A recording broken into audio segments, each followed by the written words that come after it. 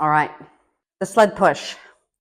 The sled push is all about lower body strength as well, bracing your core and coordination. So quads, hamstrings, all your squats, all your deadlifts, all the work you're doing to strengthen your lower body will help with the sled push. And again, I don't have a lot of weight on this, and in the gym setting that I have at the moment, I can only push it a little bit.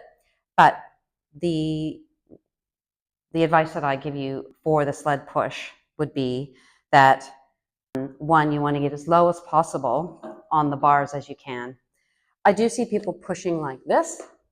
I actually think that's quite hard. It's even difficult for me to transfer the power from my legs through my body and maintain that at a lower weight. I cannot move the sled for the pro division weight with my hands up here. It doesn't happen.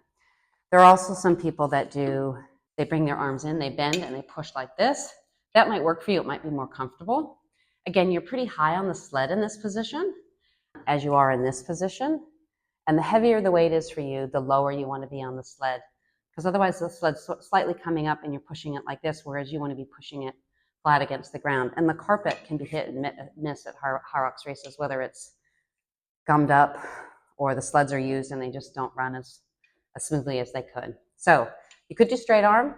If you're really already quite strong, and this helps with your breathing and this feels comfortable to you, when you try it out, you can do it. You're still using your legs, or you can bring your arms in this way. I tried that for a while, but my preferred position on the sled is hands near the bottom, my shoulders inside the bars. Yours might be just hitting the bars, depending on your size. Head down, pushing.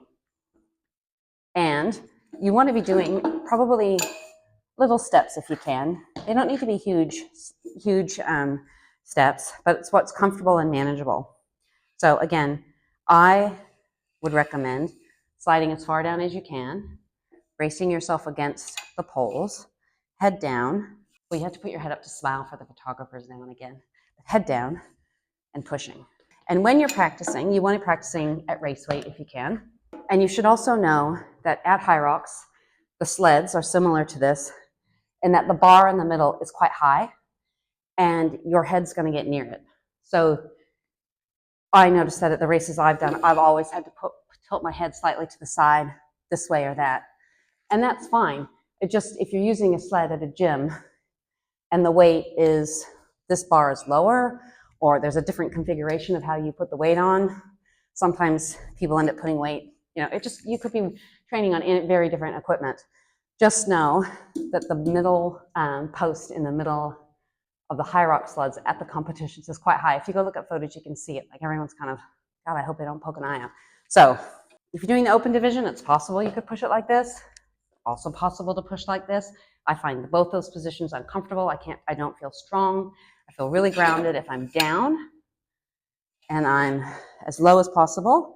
My whole body weight is pushing the sled forward rather than it's sort of my strength coming from the top of it and scooping it along. Yeah, so just keep doing your strength work in the gym, wherever you go. Don't worry if you don't have access to a sled. You can still manage it on race day. If you've only done it once or twice, it's still doable. Yeah, have fun.